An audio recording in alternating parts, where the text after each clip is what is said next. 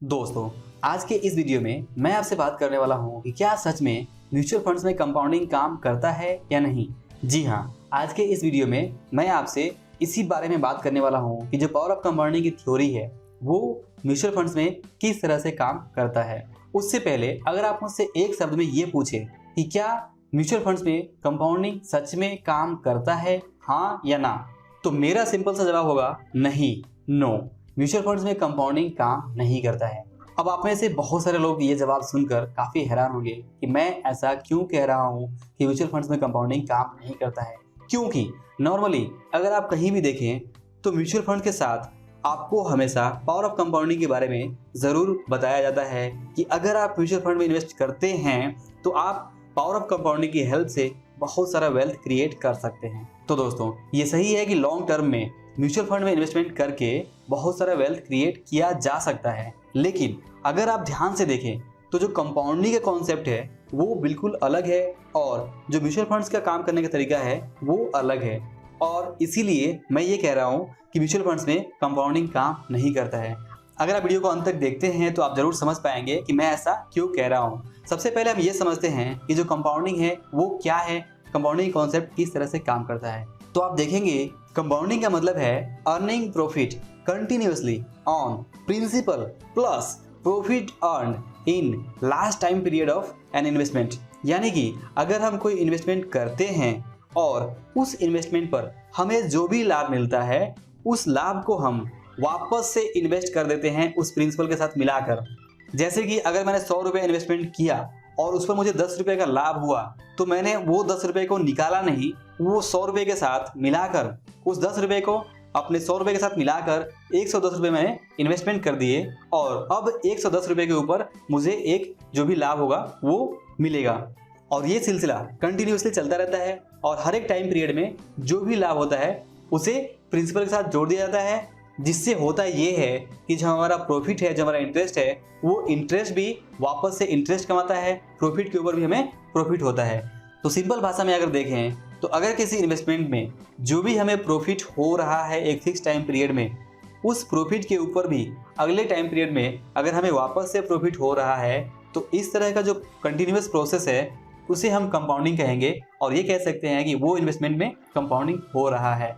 अगर कंपाउंडिंग के classic example के बारे में बात करें तो बैंक का जो फिक्स डिपॉजिट है वो इसका क्लासिक एग्जाम्पल है और इससे आप समझ सकते हैं कि कंपाउंडिंग किस तरह से काम करता है। जैसे मान लीजिए कि अगर आप 10,000 रुपया किसी बैंक में फिक्स डिपॉजिट करते हैं 5 साल के लिए और वो 7% इंटरेस्ट के साथ एनुअली कंपाउंड होता है, तो आप देखेंगे कि 5 साल में ये किस तरह से काम करता है। तो सबसे पहले साल आप 10,000 रुपया इन्वेस्ट करेंगे और उस पर आपको साल के अंत में 7% के हिसाब से ब्याज मिलेगा, इंटरेस्ट मिलेगा। अब दूसरे साल क्या होगा कि जो आपका प्रिंसिपल अमाउंट था 10,000 और जो भी आपको इंटरेस्ट मिला 700 रुपये, वो दोनों को जोड़ दिया जाएगा और यहाँ पे नया प्रिंसिपल बनेगा 10,700 रुपये। अब वापस जो 7% आपको इंटरेस्ट मिलने वाला है वो 10,000 पर ना मिलके आपको 10,700 पे मिलेगा और 10,700 पे जब आप 7% का इंटरेस्ट निकालेंगे तो वो आता है यहाँ पे 749 रुपये। अब तीसरे साल क्या होगा कि 749 रुपये जो भी आपको इंटरेस्ट मिला है वो और जो पिछला हमारा प्रिंसिपल था 10,700, इन दोनों को जोड़ दिया जाएगा तो हमारा तीसरे साल का प्रिंसिपल आता है 11,449। और इसी तरह से आप देखेंगे तो हर साल जो यहाँ पे इंटरेस्ट आ रहा है वो नए प्रिंसिपल के ऊपर निकाला जा रहा है और जो भी हमें हर साल इंटरेस्ट मिल रहा है उसे जो पिछला प्रिंसिपल है उसके साथ जोड़ दिया जाता है। तो ये एक क्लासिक एग्जांपल है कि कंपाउंडिंग किस तरह से काम करता है। तो इस तरह से अगर आप देखें तो कंपाउंडिंग तभी अप्लाई होता है जब हमें किसी इन्वेस्टमेंट से रेगुलर पॉजिटिव रिटर्न्स मिलता है और वो एक फिक्स टाइम पीरियड पे मिलता रहता है। ऐसा नहीं कि किसी टाइम पीरियड में हमें कुछ लाभ मिला और किसी टाइम पीरियड में लाभ नहीं मिला। तो अगर ऐसा होता है तो वहाँ पे कंपाउंडिंग काम नहीं कर पाएगा। और दूसरी चीज़ कि हर एक टाइम पीरियड में जो भी प्रॉफिट, जो भी इंटरेस्ट, जो भी रिटर्न्स मिलता है उसे प्रीवियस प्रिंसिपल के साथ जोड़ दिया जाता है। जैसा कि हमने फिक्स डिपॉजिट के केस में देखा कि जो भी हमारा नया प्रिंसिपल आ रहा था उसमें जो हमें इंटरेस्ट मिला था उस साल का उसे जोड़ दिया गया था। और तीसरी चीज़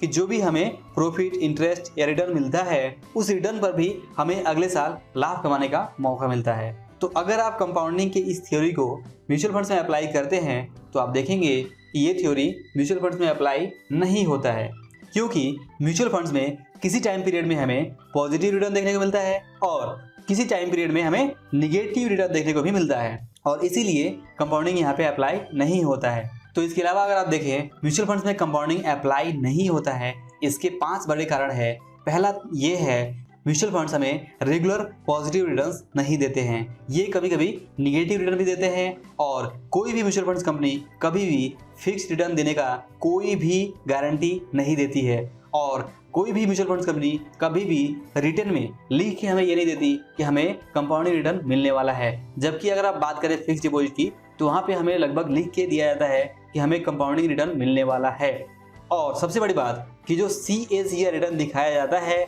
म्यूचुअल फंड्स स्कीम में, कि म्यूचुअल फंड्स स्कीम ने पिछले कुछ सालों में इतना CAGR रिटर्न दिया हुआ है, तो यहाँ पर आपको ये समझना होगा कि म्यूचुअल फंड्स में जो CAGR रिटर्न दिखाया जाता है वो मात्र एक कैलकुलेशन है, जो ये बताने के लिए किया जाता है कि इस म्यूचुअल फंड्स ने पिछले कुछ सालों में किस रेट से ग्रो किया है, और अगर उस रेट से आगे भी ग्रो करती रही तो आपको कितना लाभ मिलने की उम्मीद है, ना कि गारंटी। यानी कि आपको पता ही है कि म्यूचुअल फंड्स में रिटर्न की कोई गारंटी नहीं दी जाती है।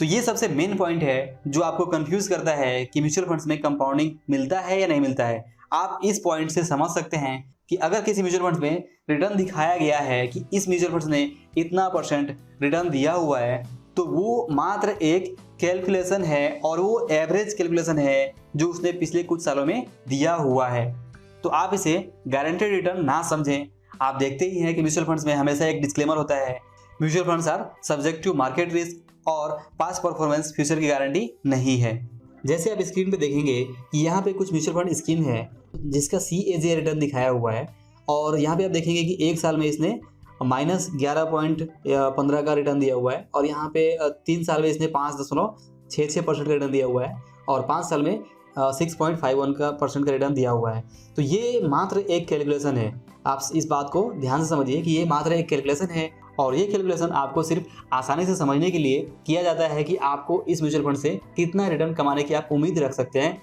ना कि आपको यहाँ पे किसी तरह की कोई गारंटी दी जाती है। तो यहाँ पर CAGR रिटर्न्स का जो सबसे बड़ा सच निकल के आता है वो ये है, किसी म्यूचुअल फंड स्कीम्स द्वारा जो भी CAGR रिटर्न्स दिखाया जाता है पास्ट का, वो मात्र एक एवरेज कैलकुलेशन है। तो यहाँ पर अगर आप देखेंगे कि म्यूचुअल फंड में जो रिटर्न का जो कैलकुलेशन है उसका जो फॉर्मूला है वो ये है कि end value divide by start value upon 365 by days -1। यानी कि आपने जो भी इन्वेस्टमेंट किया है उस इन्वेस्टमेंट का जो स्टार्टिंग वैल्यू था, जो एंडिंग वैल्यू है, उसे डिवाइड करेंगे और उसके ऊपर ये टाइम पीरियड यहाँ पे लगाएंगे और -1 करके इस तरह से जो कैलकुलेशन करेंगे उसमें हमें एक जो ग्रोथ रेट है वो निकल के आता है। और इसी ग्रोथ रेट परसेंटेज को म्यूचुअल फंड स्कीम्स दिखाती है कि इस म्यूचुअल फंड स्कीम ने पिछले कुछ सालों में इतने % से ग्रो किया है। जैसे आप किसी भी म्यूचुअल फंड स्कीम्स के